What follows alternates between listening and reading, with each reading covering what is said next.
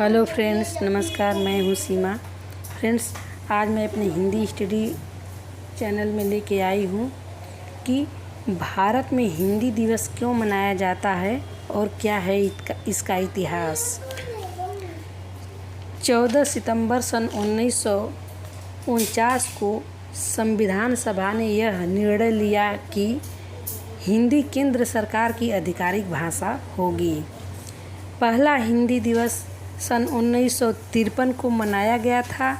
इसके अलावा 14 सितंबर को राजेंद्र सिंह का जन्मदिन भी होता है, जिन्होंने हिंदी को भारत की आधिकारिक भाषा बनाने की दिशा में अथक प्रयास किए थे। इन हिंदी को बढ़ावा देने के लिए देश में हिंदी दिवस मनाया जाता है। इसके साथ ही लोगों को इस बात से अवगत कराया जाता है कि जब तक वह हिंदी का इस्तेमाल नहीं करेंगे तब तक इसका विकास नहीं हो पाएगा। इसी उद्देश्य के साथ सभी सरकारी कार्यालयों को भी हिंदी का इस्तेमाल करने के लिए कहा जाता है। इन लोगों को प्रेरित करने के लिए हिंदी भाषा अवार्ड भी दिया जाता है। इस अवार्ड को देश के राष्ट्रपति देते हैं। हिंदी भाषा का इतिहास कई साल पुराना है। हिंदी संस्कृत भाषा से उत्पन्न हुई है।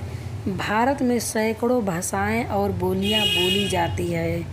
आज़ादी के बाद देश में सबसे बड़ा सवाल भाषा को लेकर था, लेकिन भारत की संविधान सभा ने 6 सितंबर सन 1946 को भारत का संविधान लिखने के लिए हिंदी भाषा को ही चुना। संविधान सभा ने लंबी चर्चा के बाद 14 सितंबर सन 1949 को हिंदी को भारत की राजभाषा स्वीकारा गया। इसके बाद अनुच्छेद 343 से 351 तक राजभाषा के संबंध में व्यवस्था की गई। इसी को ताज़ा रखने के लिए प्रतिवर्ष 14 सितंबर को हिंदी दिवस मनाया जाता है।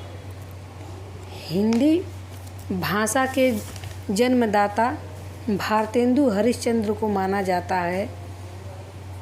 भारत में हिंदी बिहार, हरियाणा, दिल्ली, मध्य प्रदेश, झारखंड, राजस्थान, उत्तराखंड और उत्तर प्रदेश की आधिकारिक भाषा है।